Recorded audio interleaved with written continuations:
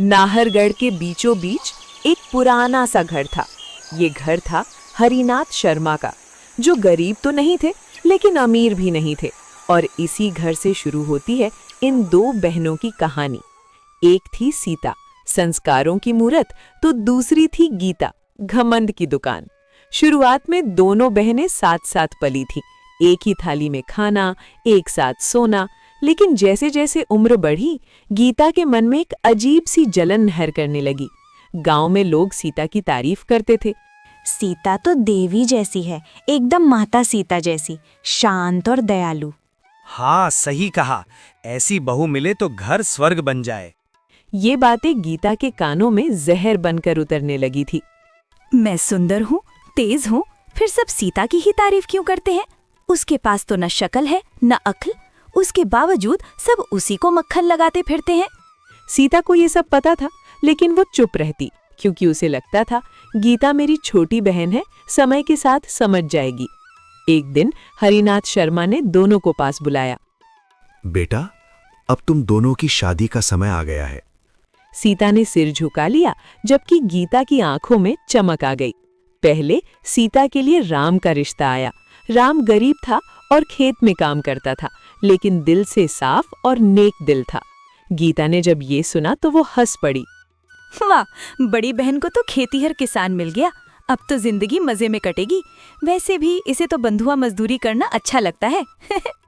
गीता की बात पर सीता ने कुछ नहीं कहा, जबकि हरिनाथ ने कहा, हाँ, वो गरीब है लेकिन मेहनती और ईमानदार है, और साथ ही नेक दिल भी। सीता उसके साथ बहुत खुश रहेगी। जी बाबूजी, जैसा आप ठीक समझे। वहीं दूसरी तरफ गीता के लिए मोहन का रिश्ता आया, जो एक जाना माना व्यापारी था। पक्का मकान, नौकर चाकर, सब कुछ था उसके पास। ये सुनते ही गीता का घमंड आसमान छूने लगा। देखा बाबूजी, किस्मत भी समझती है कि कौन किस लायक है। हरिनाथ ने गीता को जवाब नहीं दिया, क्योंकि वो उसकी रग रग से वाकिफ थे। खैर, शादी तय हो गई और जल्द ही दोनों बहनों की शादी भी हो गई।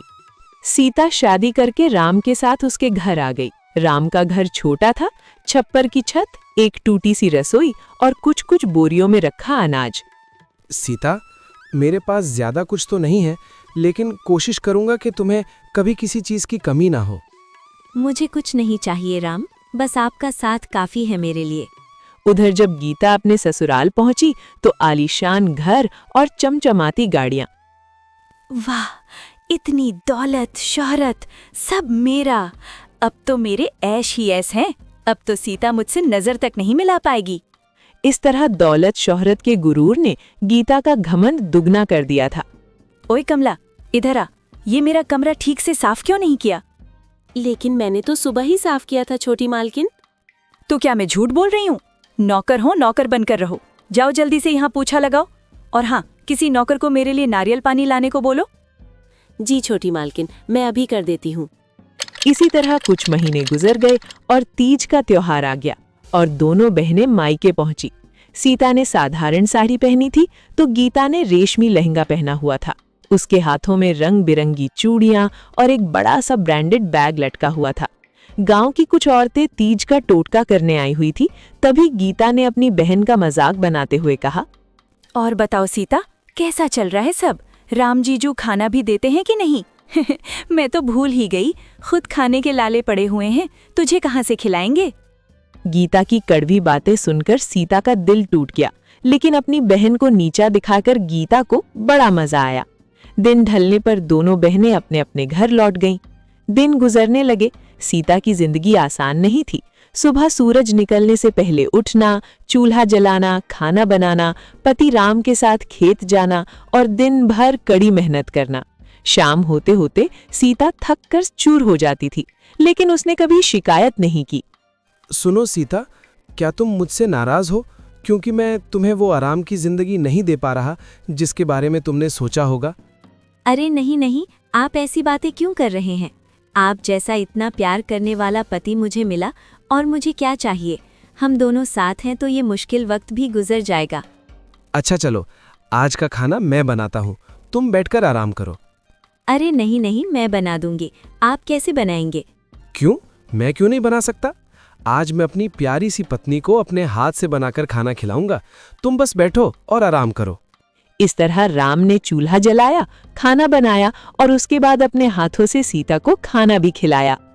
एक तरफ जहां राम अपनी पत्नी सीता से बहुत प्यार करता था, तो वहीं दूसरी तरफ गीता को पूरा ऐशो आराम मिल रहा था। लेकिन एक चीज की कमी उसे खलने लगी थी, और वो था पति का प्यार और इज्जत। एक रोज जब गीता नहाकर बाहर आई तो सिर पर पल्लू रखना भूल गई। तभी उसकी सास ममता ने उसे देख लिया। अरे मुही, मायके से कुछ सीखा नहीं क्या? घर में बहू कैसे रहती हैं, उसके तौर ठिकाने पता है कि नहीं? अरे तो अब छोरी नहीं रही, इस घर की बहू बन चुकी है। कम से कम इसकी मर्यादा का ख्याल तो रख। माफ कीजिए मम्मी जी, गलती हो गई, आगे से ध्यान रखूंगी। अरे क्या खाक ध्यान रखेगी, पता नहीं उन्होंने क्या देखकर तुझ जैसी 2 कौड़ी की लड़की से मेरे फूल से बच्चे की शादी कर दी। गरीब गवार कहीं की। अपनी सास की बात सुनकर गीता का दिल टूट गया। उसने जो ऐशो आराम सोचा था वो तो उसे मिला था, लेकिन उसके बदले में उसके हक का प्यार और इज्जत उसे छिन गई थी। शुरुआत में गीता की जिंदगी किसी रानी से कम नहीं थी। रेशमी साड़ियां, गहने, कपड़े, नौकर चाकर। लेकिन धीरे धीरे उसे एहसास होने लगा कि पति के प्यार बिना ये सब चीजें अधूरी हैं। मोहन दिन भर दुकान में रहता, शाम को घर आता थका हुआ और सीधे ही खाना खाकर सो जाता।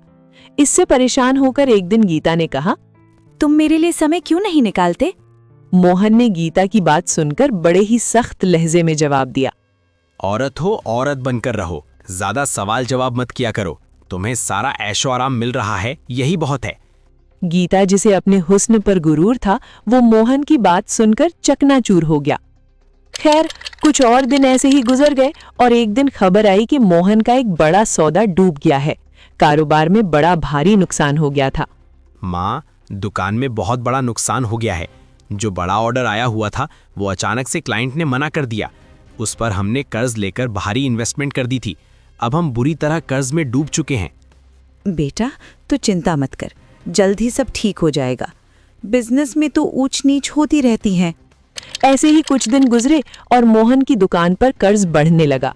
लोगों ने उधार समय पर वापस नहीं किया।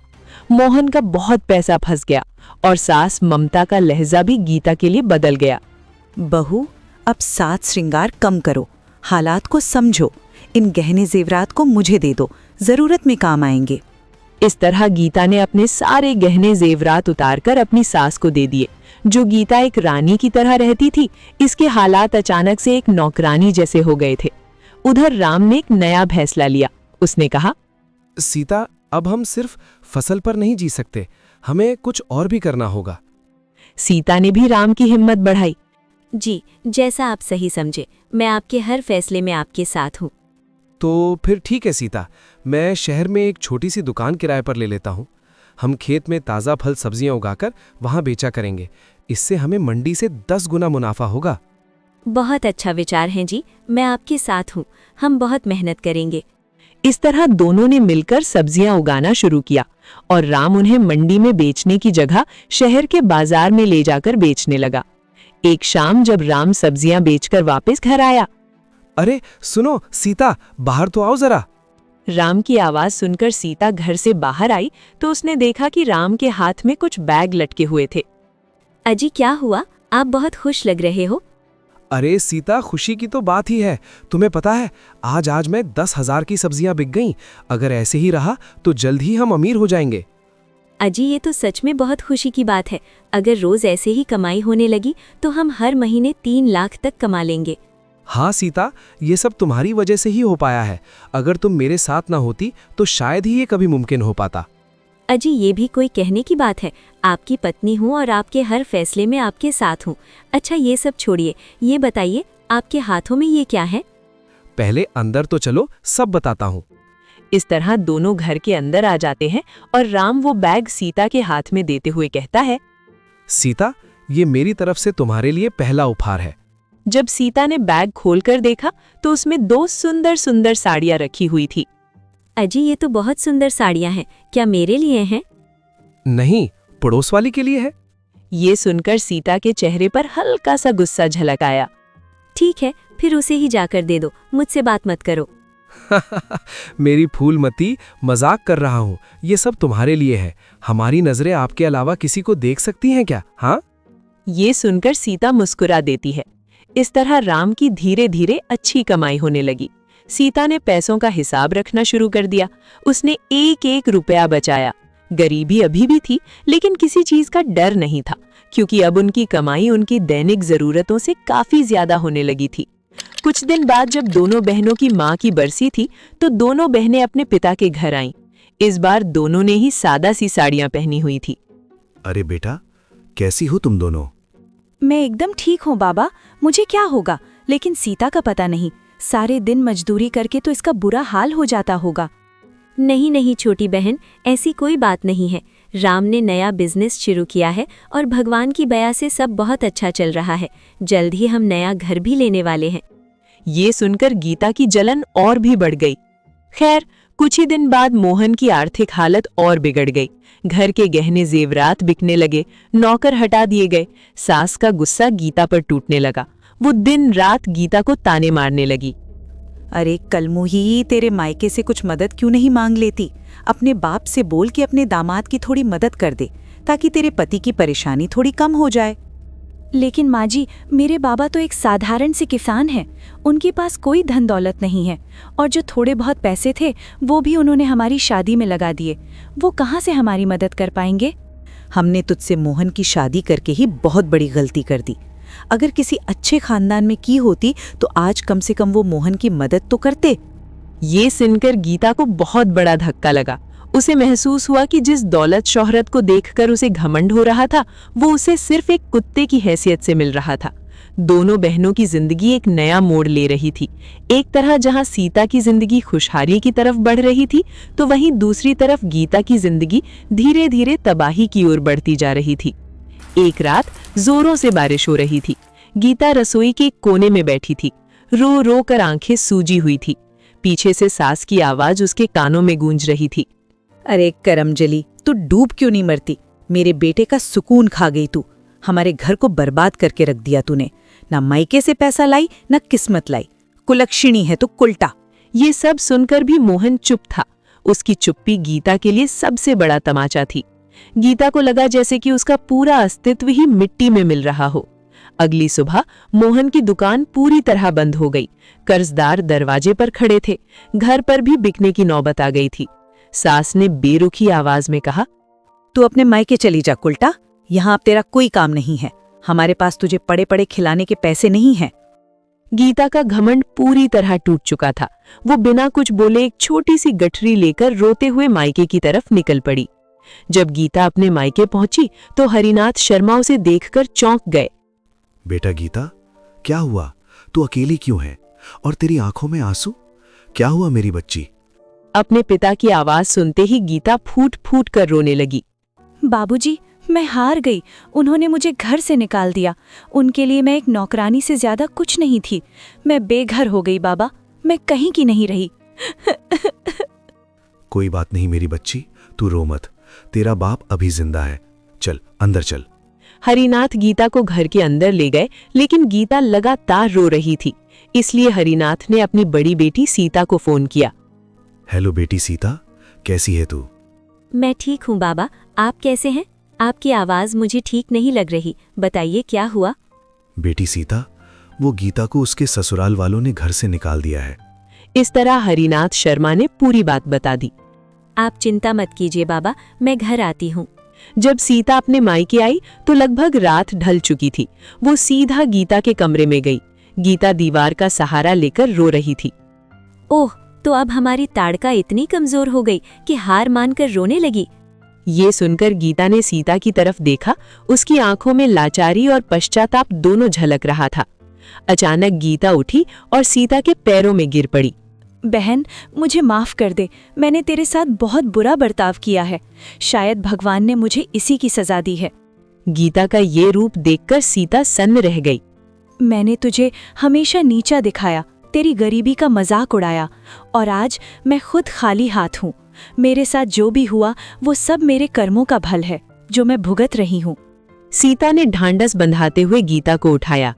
रो मत बहन, बहनें तो आपस में लड़ती हैं, झगड़ती हैं, लेकिन इसका मतलब ये तो नहीं कि हम एक दूसरे से अलग हैं या नफरत करते हैं।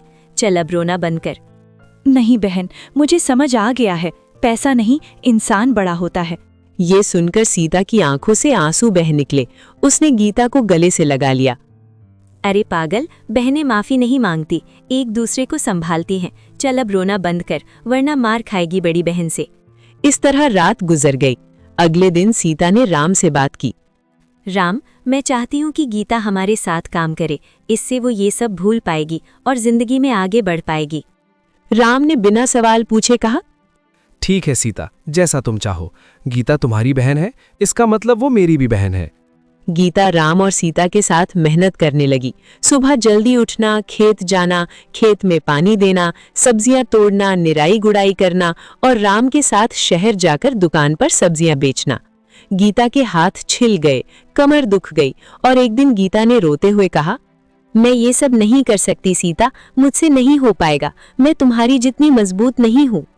गीता की बात सुनकर सीता ने शांत स्वर में कहा, हिम्मत मत हार गीता, मैंने भी सीखा था, तू भी सीख जाएगी और एक दिन कामयाबी तेरे कदम चूमेगी। इसी तरह दिन बीतने लगे। गीता ने राम और सीता के साथ काम करके कुछ पैसे इकट्ठे किए और खुद का एक रेस्टोरेंट खोलने का निश्चय किया। राम और सीता ने गीता का साथ दिया और जल्द ही गीता और सीता ने मिलकर पार्टनरशिप में शहर के बीचों बीच एक रेस्टोरेंट खोल लिया। रेस्टोरेंट बहुत अच्छा चलने लगा और जल्द ही गीता और सीता का नाम स्टार्टअप आइकन गर्ल्स के रूप में मशहूर हो गया। एक दिन मोहन हरिनाथ के घर आया।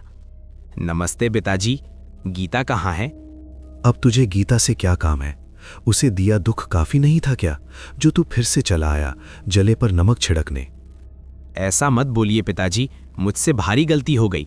मैं गीता को वापस अपने साथ ले जाने आया हूँ। मैं इतनी परेशानियों के बीच क्या सही है और क्या गलत समझ ही नहीं पाया।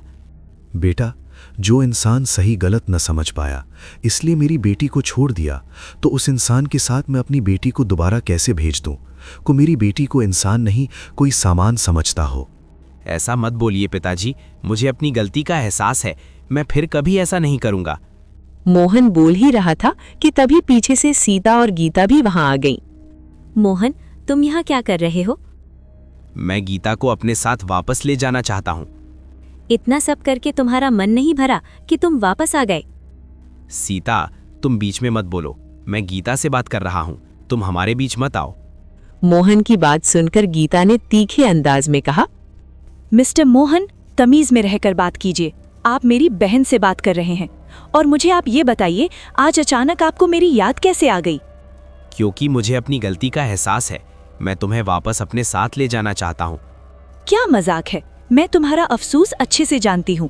आज मेरे पास दौलत शोहरत आ गई तो तुम्हें मेरी याद आ गई? तुम सिर्फ लालची इंसान हो मोहन, बिन पेंदे के लोटे की तरह, जो आज यहाँ तो कल वहाँ। अपनी हद में रहो गीता, तुम मेरी बेइज्जती कर रही हो। बेइज्जती उसकी की जाती है जिसकी कोई इज्जत हो। आप जैसे लोगों की तो कोई इज्जत नहीं होती। अब चले जाइए यहाँ से, वरना हमें धक्के देकर बाहर निकालना पड़ेगा। मैं तुम सबको देख लूंगा। हाँ हाँ, देख लेना, अब जा यहाँ से। इस तरह मोहन आग बबूला होकर वहां से चला जाता है। इसके बाद दोनों बहनों ने बहुत तरक्की की और सीता और राम ने मिलकर गीता के लिए बहुत अच्छा लड़का ढूंढा और गीता की शादी कृष्ण से करवा दी और इस तरह दोनों बहनें खुशी खुशी रहने लगी।